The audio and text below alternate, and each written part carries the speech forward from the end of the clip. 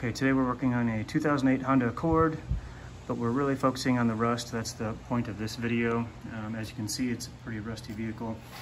And what we're gonna do is change the lower control arm, the upper control arm, the outer tie rod, inner tie rod, sway bar end link, which already broke off. And we're gonna keep the spindle where it is, or we're gonna keep the spindle even though it's rusty. And since I already did the other side, so it's gonna require a lot of tools. Let me show you all the tools that you're pretty much gonna need. You need an impact wrench, the sockets to go with it, obviously various other hand sockets, some PB blaster for sure, a torch, probably a cutting tool, torque wrench later on, an extractor, bolt extractor set that came in pretty handy. Then also to rent, you can get a ball joint separator and the inner tie rod remover. Got an AutoZone that was brand new, so because it was brand new, in my case, these were all good, but if you get an old one, sometimes you can get stretched out. So you can get a new one, better to get a new one. For the work to begin, it's really going to be a long process, and what I already did on this side, I'll do it again, is I'm going to heat up all the bolts and nuts with that torch. So heat that up and heat over here where you can't see it because of the light, back in here, and down at the pinch bolt down here, down at the strut bolt here. There's a pinch bolt right in here as well. I'm going to heat those up with the torch until they're good and hot. And then I'm going to put PB blaster on it, so when it cools down, it'll shrink a little bit, and I'm hoping the PB blaster will go into the threads and make it easier. So I would do that, a couple days ahead of time before you even start. Just heat it up, spray it down, heat it up, spray it down a couple times, and you'll probably be thankful that you did. All right, so since I already did the other side, we'll have the benefit of experience of that, and I'll walk you through the steps as I do them. Okay, I got this bolt loose with heat, PB blaster, and just a hand wrench because there wasn't a lot of room for my impact gun. This one, I used the impact gun, heat, PB blaster, no problem. And the lower ball joint here was so corroded, basically it's trying to chip off all the rust that's on it, just kind of like that comes off, and it exposes what the actual bolt should look like. So what I'm going to do is hammer on impact socket, see if that works, and hopefully that'll loosen up this, and I know the rest should come out. Okay, the lower control arm bolt is out. Just had to use impact gun and hammer the socket on there, get it out of there. The lower pitchfork bolt, put the impact wrench on here, and then there's a bolt on the other side of it, right here. So put a wrench on there, hold on to it, and then the nut will come off like here. Then hammer it out with a hammer I'm gonna leave it in place just to hold it right now, but you can just hammer this out with the hammer. Now there's a pinch bolt on the strut as well, so I'm gonna take that out very carefully. Then this whole bottom pitchfork here will be loose and be able to come out, which then will make taking the strut out that much easier. And I'll be back. Oh, and then what we're doing here is on a bolt like this, just scrape off the rust gently so you get down to the original size. Like this one, a 16 basically fit on there, but it was a little bit loose, so I scraped it off here, and there's actually a 15mm bolt. So just gently get it off there. Obviously heat, PB blaster, but making it down to size is pretty important. You can also get off the brake line and ABS sensor line off of the steering knuckle and the strut, although you don't have to on the other side. I did not. It just makes it a little bit more difficult if they're attached. Now the last one will be the outer tie rod castle nut. So same thing, scrape the rust off and try to get an impact wrench on there. And that'll be, everything else is now either loose or removed. Then you'll be able to start taking all this stuff apart and replace it. And I'm gonna do this a little bit. Once I get this loose, I'm gonna try to loosen that. Although if you can't loosen it, it's not a big deal. You can take a cut-off wheel and just cut that right off, which is what I did on the other side. And then the outer tie rod will just come up. But if you want to try to loosen this up, you can. But same thing, use some fire, put some PV blaster on there, put a wrench here and a wrench here on this nut so that you can loosen up that nut and have this come out. Okay, now we've got this bolt off of here. So now you're going to take the ball joint separator, just get it in between the outer tie rod and then the knuckle, and then this will push off on the bolt right here. Spin this and it'll pop off. It's going to make a loud noise, of course. Then that'll come right out. And while you're backing these bolts out, it's a good idea to get them a little bit loose, pause, put some PV blaster in there. You can even retighten it a little bit, back it out again. Keep doing that as opposed to trying to rip it out all at once, because the rust can get down into the threads and make it worse. So, you know, make sure you get it loose and put some blaster in it, maybe push it back up a little bit, down. Just kind of do that a couple times. So some of these bigger bolts. Okay, just check on progress. So the outer tie rod is out. The horizontal lower control arm bolt is out. All that is, I took that out. So I'm just gonna pop that up. And the bolts for that one are back up in there.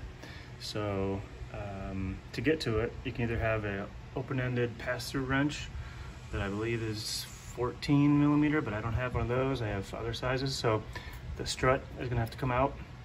There's 3 bolts up top, and then that strut will just come down, which is why we also took off the pitchfork lower bolt and pinch bolt, so this can just basically be free.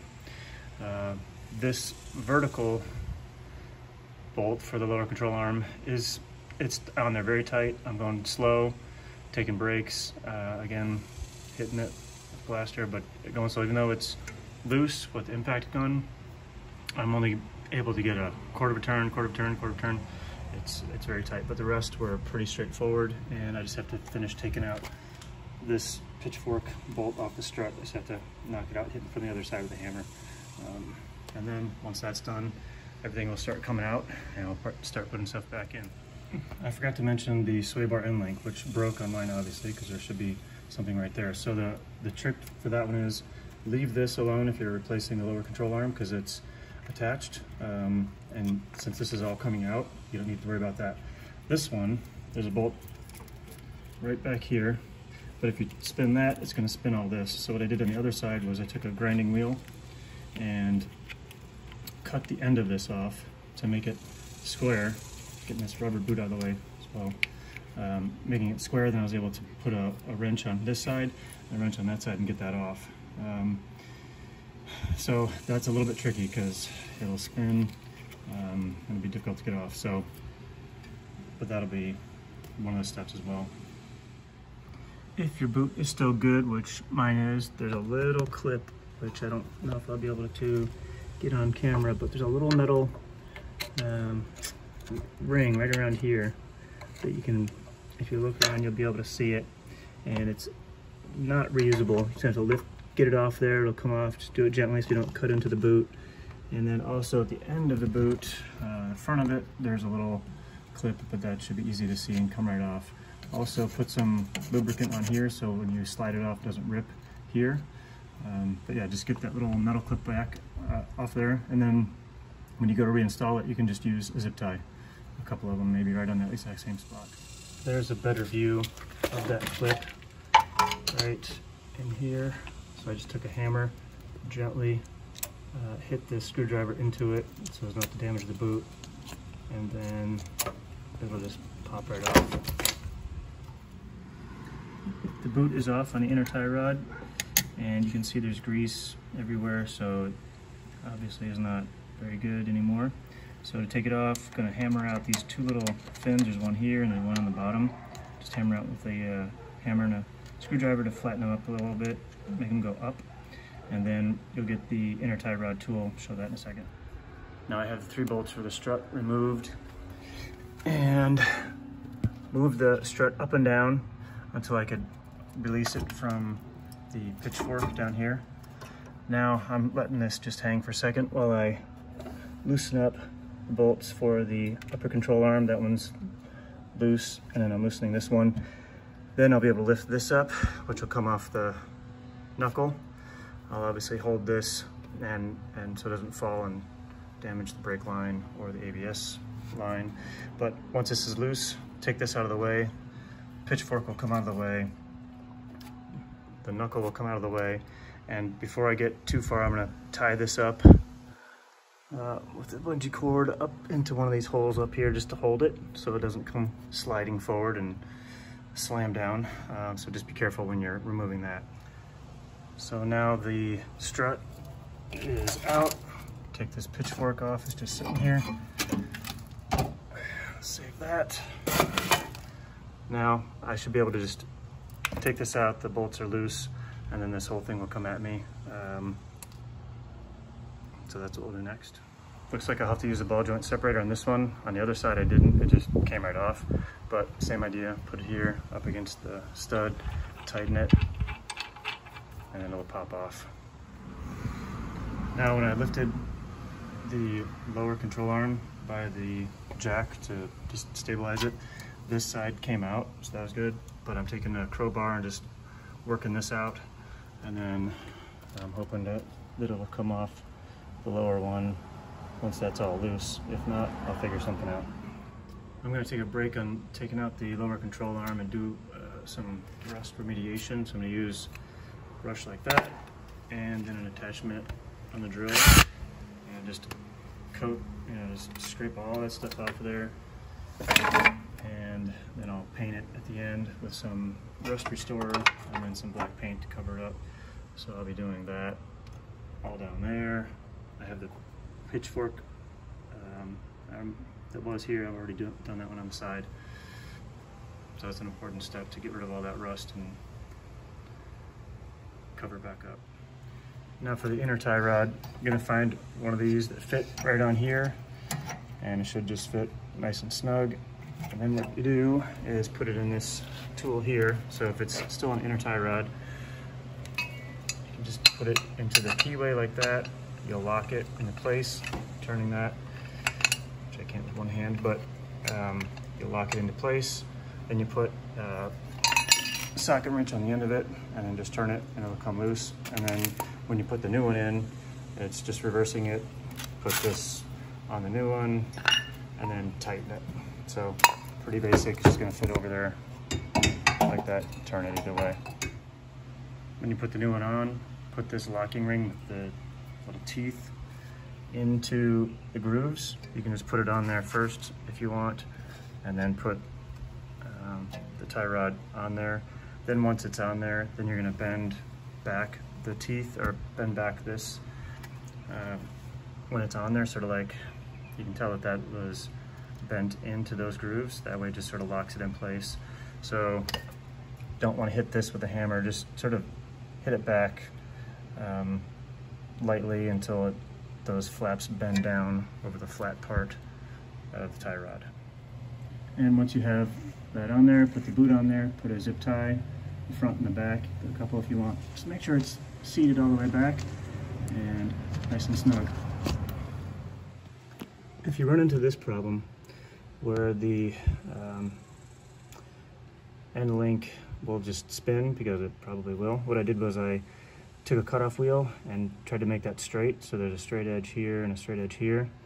Then took a crescent wrench and put it on there while hammering on a socket on this side so it loosens up. That way this whole thing will come apart, otherwise obviously this just spins. So on the other side I cut it off and put a socket on there. This time I decided to try to make it flat on this side, and that worked. So either way works. Now with the upper control arm in there, the 2 bolts, about 23 pounds, foot-pounds of torque, and then just put the strut in there with the 3 bolts up top. So that's just hanging loose right now. Well, it's in there, but just by thread. Now the lower control arm, I think it's easier to put this end first into there, then hit it with a hammer a little bit to get it up into this spot. Then once this spot and that one are in there, get the bolt, and then you can maneuver it up and down because it'll move, and you can put the lower ball joint into there. But you have to play with it a little bit, hit it with a hammer. Okay, so that's in. If you're like me, the castle nut or the cotter pin is still in there because I had to take off the castle nut because it's all rusted, obviously. So I'm just gonna tap it out with this, and then that'll clear out, and I'll be able to put in the next cotter pin.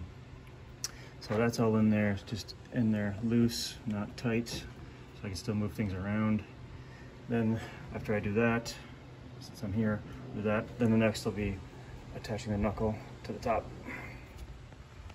So now with the castle nut and lower ball joint back together, just loosened, or just hanging on there, I lifted this up with the jack just so I could get the pitchfork bolt in there, which will then connect up to the strut like that. And there's about a 1/2 inch gap on mine between this lip and the top of it. That's fine. There'll be a pinch bolt in here. It'll pinch that together.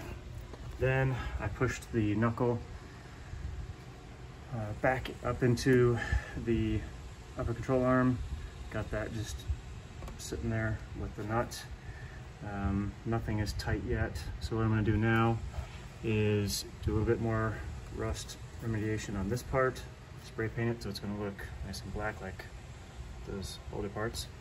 Then the outer tie rod, and then of course just hook back up the ABS sensor and brake lines that are attached to here and over here. And other than tightening everything up, oh yeah, then I got to do the sway bar end link. That'll be the last thing I do. The sway bar end link is pretty straightforward. Just put a wrench here and a wrench on the inside to stop that from spinning, and then just tighten it down. Obviously one here, one on the other side. I waited to the end to do both so that I could move this bar around as needed when I was back here. So it's pretty straightforward. And now next will be the outer tie rod, and I've got it on there. I counted how many times it spun around. I'm just gonna connect it into here and castle nut, and that'll be the end of everything. At the end, or when you're done, go get it a front end alignment. But overall, kind of a long job involved. The rust slowed everything down. So that's really all there is to it. Thanks.